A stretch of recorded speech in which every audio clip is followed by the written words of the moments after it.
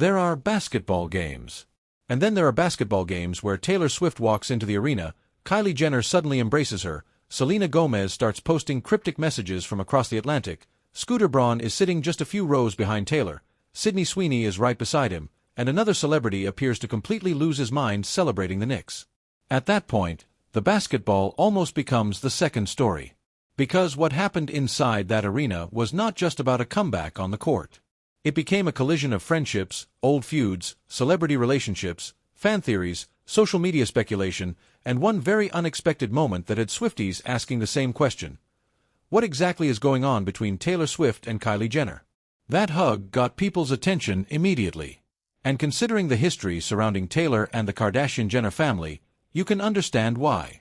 For years, Taylor Swift's relationship with that family has been complicated, to put it mildly. Her very public feud with Kim Kardashian became one of the biggest celebrity controversies of the modern pop culture era. Kendall Jenner has had her own complicated history with Taylor's social circle. And because the Kardashian-Jenner family is so closely associated with Kim, fans have often wondered where the other sisters actually stand. But then Taylor showed up at the Knicks game. And Kylie was there too. And instead of awkwardly passing each other, they hugged. Not a quick, uncomfortable celebrity greeting. Not the kind of handshake you give somebody you barely know. It looked warm. It looked familiar. And suddenly, the internet had a new question. Have Taylor Swift and Kylie Jenner quietly been cool with each other this entire time? Before we get into the Selena Gomez mystery, the Scooter Braun coincidence, the Travis Kelce wedding reports, and the absolutely chaotic celebration that unfolded in the stands, make sure you're subscribed to Taylor Timeline. Because this channel isn't just about the headline. It's about following the timeline, connecting the moments, the reactions, the relationships, and the little details that make these stories so fascinating. And this particular night had a lot of details. So let's start with the basketball. According to the source, the Knicks pulled off an extraordinary comeback against the Spurs after trailing by as many as 29 points. Now, if you're not a huge basketball fan, here's the simplest way to understand why everyone was freaking out. Imagine watching your team fall so far behind that you're basically thinking, well, I guess we're done here. And then somehow, against the odds, they fight their way back. The source describes the Knicks as having only around a 0.5% chance of winning at one point. And yet, they won. For New York sports fans, that kind of comeback is exactly the sort of moment people remember. The Knicks have a legendary history, but they have also spent decades without reaching the NBA championship stage. The last time the franchise won an NBA title was way back in 1973. So when the Knicks suddenly mounted an enormous comeback, Madison Square Garden became exactly what you'd expect: loud, chaotic, emotional, and packed with celebrities.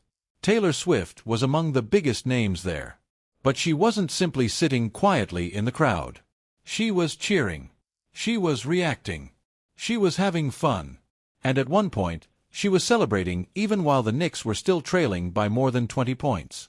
That became one of the funniest viral moments of the night. A post showing Taylor cheering circulated widely, with one person jokingly asking, "Does Taylor Swift know the Knicks are down 20+ points?"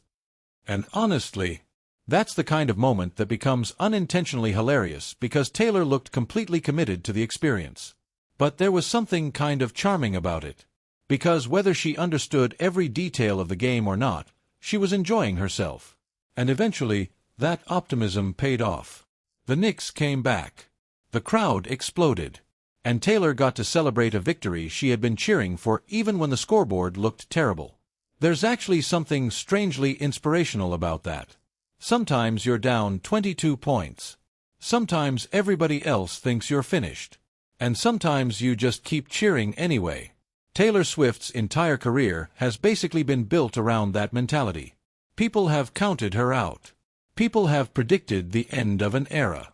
People have declared that an album wouldn't work, a tour was too ambitious, a reinvention wouldn't land, or a particular chapter of her career was over. And then Taylor kept going. So perhaps cheering while the Knicks were down wasn't the worst strategy after all. But while Taylor was enjoying the game, fans began noticing something else. Something sitting several rows behind her. And that's when the atmosphere got a lot more awkward. Because behind Taylor Swift was Scooter Braun. If there is one thing celebrity culture has taught us, it's that sometimes the universe has a strange sense of humor. Taylor Swift and Scooter Braun have one of the most discussed business conflicts in modern music history. And suddenly, there they were, at the same basketball game, in the same building, with Taylor seated in front of Scooter. The source also identifies Sydney Sweeney as being with Scooter, adding another major celebrity name to an already crowded situation. Now, let's be careful here. There is no evidence in the supplied material that Taylor and Scooter interacted. There is no evidence that Taylor was bothered by his presence. There is no evidence that either of them intentionally chose their seats based on the other. So the safest way to describe it is simply this: they were both there. Taylor was enjoying the game. Scooter was seated behind her. And the internet did what the internet always does. It turned a seating arrangement into a storyline. Fans immediately began discussing the symbolism. And it's easy to understand why. The conflict between Taylor and Scooter has been discussed for years because of Braun's 2019 acquisition of Big Machine label group and the master recordings associated with Taylor's first 6 studio albums.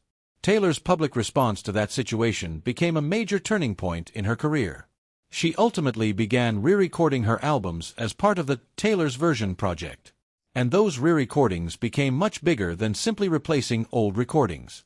They became a statement about ownership, control, legacy, and Taylor's determination to reclaim her work. That's why seeing Taylor sitting in front of Scooter created such an easy narrative for fans.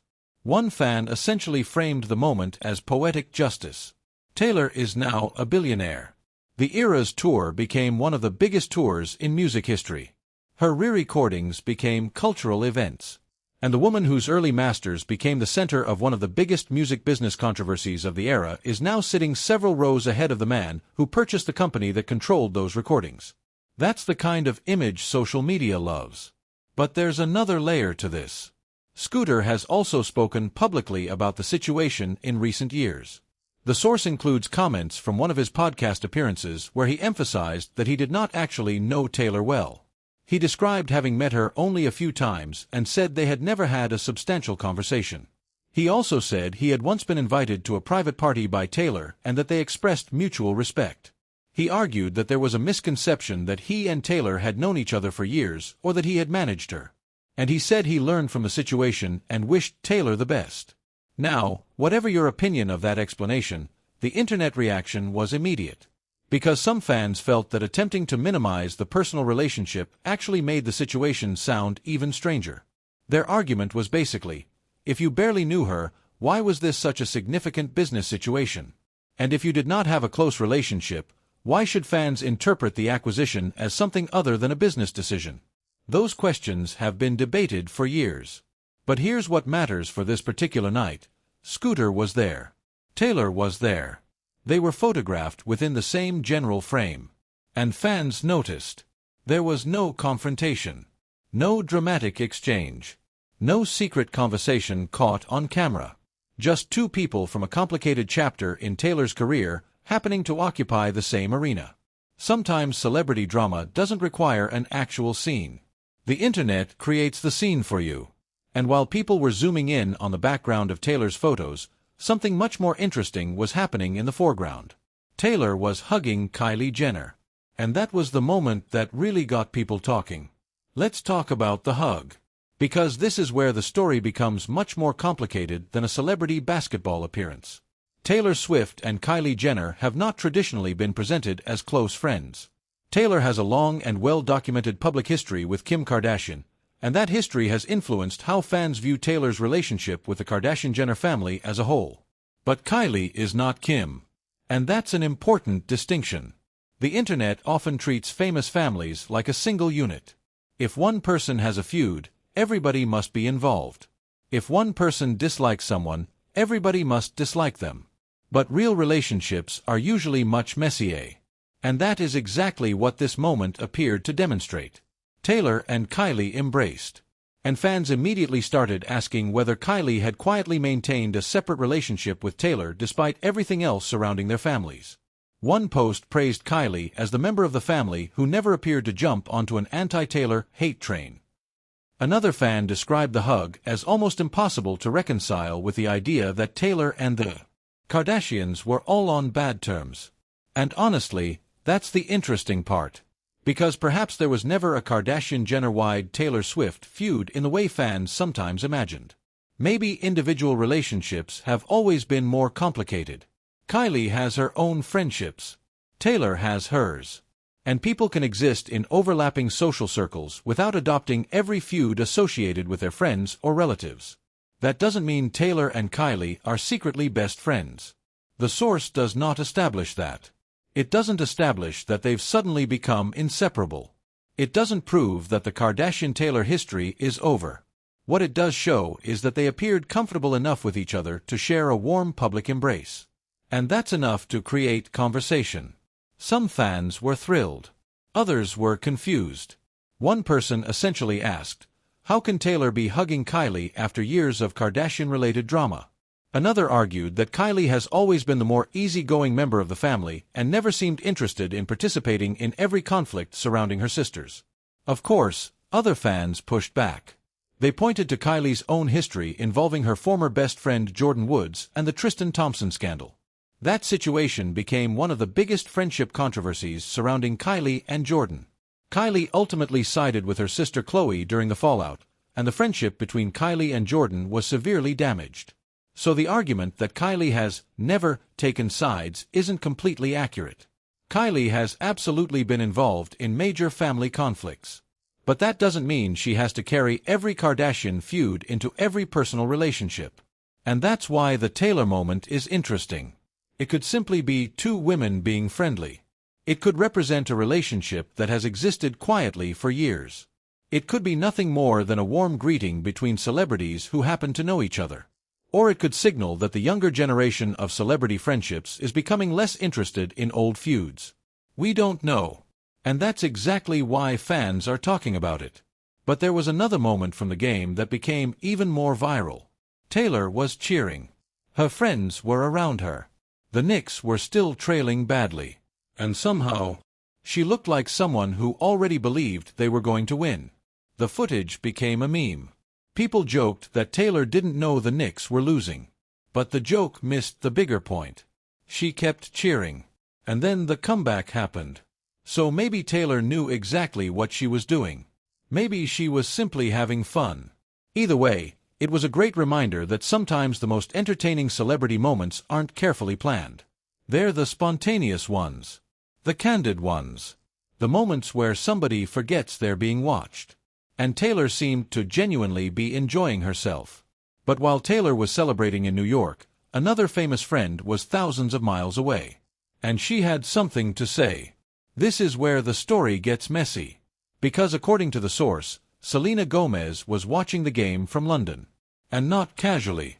The source says it was around 3 a.m. local time. Selena was apparently following the game closely and sharing updates with friends. She even appeared to document her enthusiasm for basketball. And then came the Instagram story. Selena wrote, "Mad respect for the game. Congrats to the peeps that represent. What a comeback. So funny how some are all of a sudden fans though, oh." And then, she deleted it. Now, whenever a celebrity deletes a post, especially someone as heavily followed as Selena Gomez, people immediately start asking, who was that about? And that's where speculation takes over. Because Selena didn't name anyone. She didn't say Taylor. She didn't say Kylie. She didn't say Hailey. She didn't identify a celebrity at all. So we have to be careful. The claim that Selena was shading Taylor is speculation. The claim that she was reacting to Taylor and Kylie hugging is also speculation. Fans simply connected the dots. And once fans started connecting the dots, the theories multiplied. One possibility was Kylie. Maybe Selena was referring to people suddenly becoming Knicks fans because Taylor was attending the game. Another theory involved Hailey Bieber, because basketball has been a recurring part of celebrity social media and some fans associated her with attending games. But again, there is no confirmation that Selena was referring to either of them. And that's the important distinction. The internet loves turning an ambiguous sentence into a confirmed feud. But sometimes a vague post is just a vague post. Maybe Selena was joking with friends. Maybe she was talking about celebrity bandwagoning. Maybe she was reacting to something completely unrelated. Maybe she posted it impulsively and then decided she didn't want the attention. We simply don't know. What we do know is that the post was deleted. And deletion made people even more interested. Because once something disappears, people assume there must have been a reason. Screenshots spread. Comment sections exploded. And suddenly, a basketball comeback became a celebrity mystery. Then Selena reportedly commented LOL on a photo of Taylor cheering with her friends. And that only added another layer. Because some people interpreted the comment as friendly. Others thought it was strange. And others simply wondered why everyone was reading so much into 2 letters. Honestly, this is where social media celebrity culture gets fascinating. A celebrity can type 3 characters. Millions of people can spend hours trying to decode them. Was it affectionate, sarcastic, playful, passive-aggressive, completely meaningless? There is no way to know without the person explaining it. And Selena has not, based on the supplied source, explained who the deleted post was about. So the responsible conclusion is not, Selena shaded Taylor. It's, fans speculated that Selena's deleted post was shade, but the target was never identified. That's a much more accurate story. And it leaves us with the question, if Selena wasn't talking about Taylor, who was she talking about? That mystery is probably going to keep the internet busy for a while. But Selena wasn't the only celebrity whose presence became part of the conversation. Because sitting alongside all of this celebrity drama was Kylie Jenner's boyfriend, Timothée Chalamet. And if Taylor's appearance was relatively calm, Timothy's was anything but. If you've watched enough celebrity basketball coverage, you probably know that Timothée Chalamet is not exactly a quiet spectator. He gets into it. He reacts. He yells. He celebrates. And according to the source, he has become a familiar face at Knicks games. During this particular comeback, he was completely invested. At one point, he was screaming, "Come on, it's the Knicks, baby!" He was celebrating. Players. He was jumping around. And eventually, he took his shirt off. Because apparently watching a basketball game wasn't enough. He needed to become part of the performance. And this is where the internet divided itself. Some people found his enthusiasm hilarious. Others found it unbearable. Some fans joked that he was doing too much. Others thought his energy was actually endearing. And that's the funny thing about celebrity fandom. The exact same behavior can be interpreted in completely opposite ways depending on who is watching. One person sees a celebrity who genuinely loves sports. Another sees someone desperate for attention. One person sees passion. Another sees performance. And Timothée seemed completely unconcerned with the debate. He was there to support his team. He was yelling. He was celebrating. He was living every second of that comeback. And honestly, considering how badly the Knicks were losing earlier in the game, you can understand the emotional release. When your team comes back from a deficit that large, you're going to lose your mind. At least some people are. Timothée certainly did. And Kylie was there too. That brings us to another storyline that has recently surrounded the couple. According to the source, there have been reports of tension in their relationship, although those reports are not confirmed by either Kylie or Timothée. A source described Kylie as putting significant emotional energy into keeping the relationship positive. The same source claimed that there were moments when Timothée appeared distant or preoccupied. And the source said people close to Kylie had encouraged her to recognize her own value and avoid carrying the relationship entirely on her shoulders. Now, that sounds serious. But again, it is important to separate a reported claim from established fact. We don't know what happens privately between Kylie and Timothée. We don't know what conversations they have.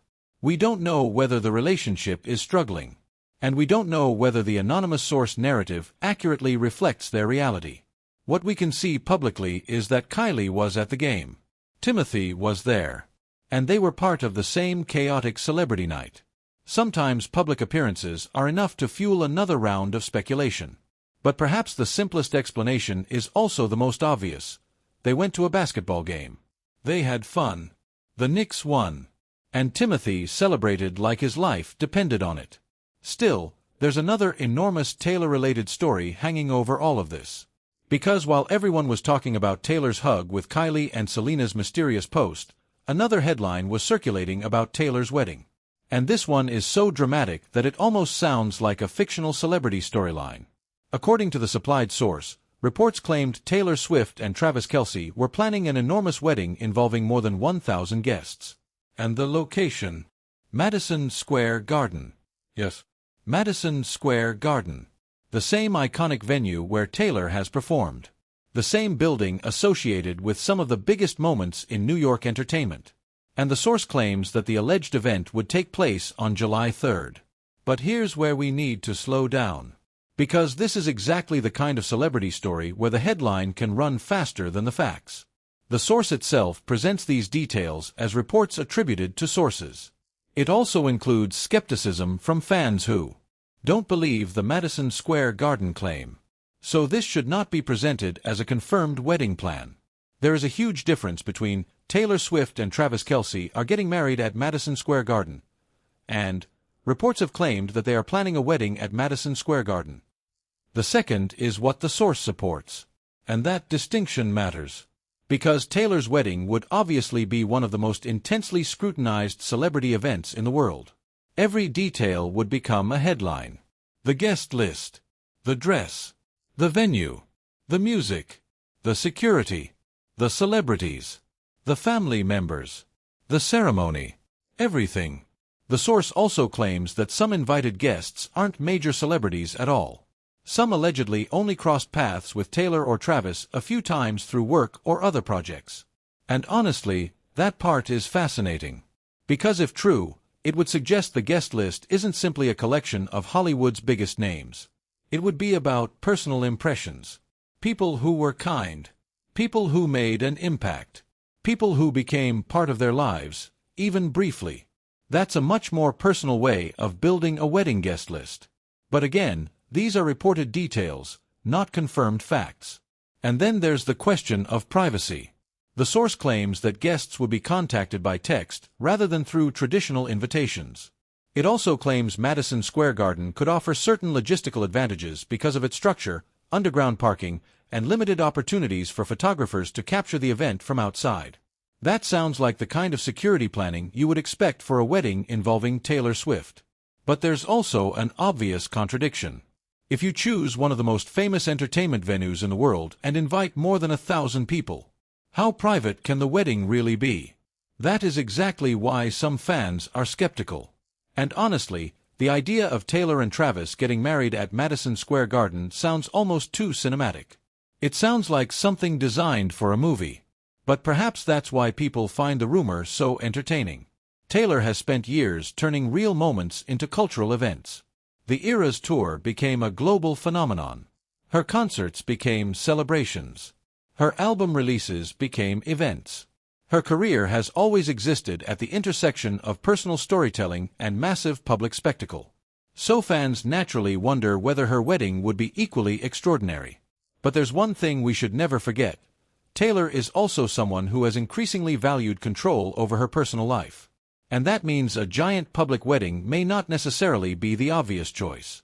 Unless, of course, the goal is to create something that can accommodate a huge number of people while remaining tightly controlled. That's the mystery. And until Taylor and Travis themselves confirm the details, the Madison Square Garden story remains exactly that, a report, not a fact. When you put all of these moments together, it's easy to get distracted by the drama. Taylor hugging Kylie. Selena's deleted post. Scooter sitting behind Taylor. Sydney Sweeney appearing beside him. Timothée screaming from the stands. Wedding rumors. Fans arguing online. But underneath all of that is something much simpler. Taylor was having fun. She went to a basketball game. She spent time with friends. She cheered for a team that was losing badly. And then she got to celebrate when that team somehow pulled off an unbelievable comeback. That's it. And yet because she's Taylor Swift, even an ordinary night out becomes a cultural event. Every person sitting near her becomes part of a headline. Every interaction becomes a theory. Every social media post becomes evidence in somebody else's investigation. And that's what makes Taylor's life so unusual. She can't simply sit courtside. The world watches who she's sitting beside. She can't hug another celebrity. The internet asks what the hug means.